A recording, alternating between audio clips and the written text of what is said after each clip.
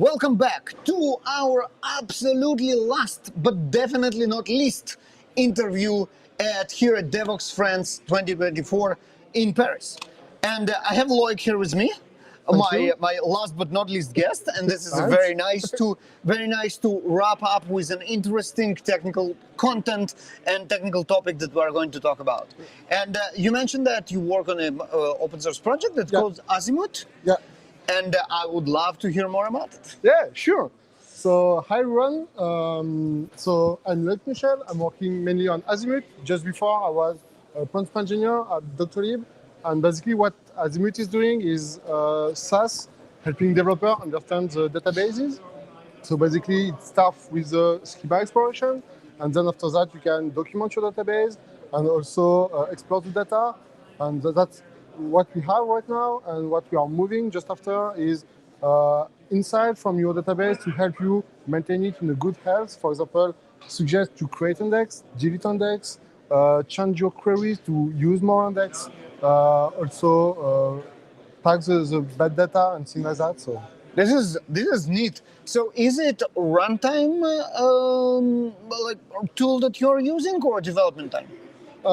It can be both. Basically, it's connect to the database, so you can connect to your developer database when you're doing local development, but you can also connect to the staging of the prod one.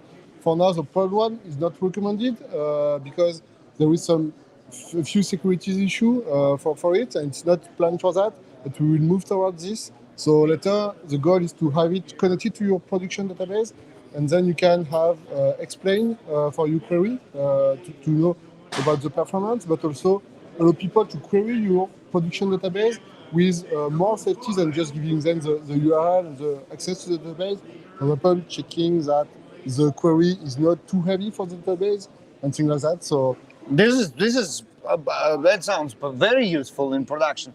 But for now, for the development, it's just basically a tool for better understanding of your database and to optimize your usage with suggested changes in queries, adding indexes, and this kind of stuff. And how do I connect it to my development environment? What do I do? How do I get started?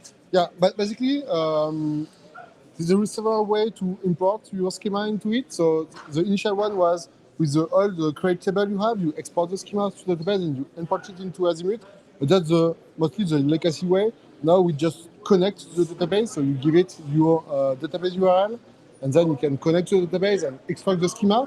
And for the local database, you have a gateway you can launch on your local machine, and then the front end of the Azimuth will connect to the gateway and will go to the database. So basically, you can access anything you have on your machine. Yeah, that makes sense. And my question was exactly that. So, and then you have a UI that I can navigate and explore my database. Yeah, that's and how that looks like.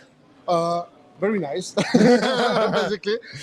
But yeah, it's like most entity relationship diagrams. Basically, you have the tables and the relation with all the columns. And what is quite different from with the other tool is you choose which table you want to see and which column you want to see, so you can build exactly the schema you want.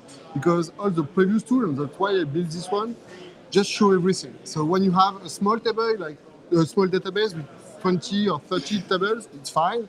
But like at Doctolib, where I was, we have 800 tables. So when you show everything, you see nothing, and that's why I built it. Yeah, it makes sense. And all right. So you look at your database, you do some investigations, you discover nice things. It also suggests you like, hey, switch this query, add this index. Will it automatically do that on my database? Oh, no, of course. Basically, yeah. We want it to be mostly read-only. So we read the schema and only from the system table. So we don't touch the data at all on the import phase. After that, you can query your data. So you can select and update also if you want, but we will add some write on it to don't allow people to do the updates. But yeah, we don't change anything in the database without the consent of the user. Yeah, that's what I wanted to ask. So basically, I have probably like a more safe option that you can give me those hints or those ideas, and then I just copy paste it to my schema, or I can give you a special access and approve that you make the changes.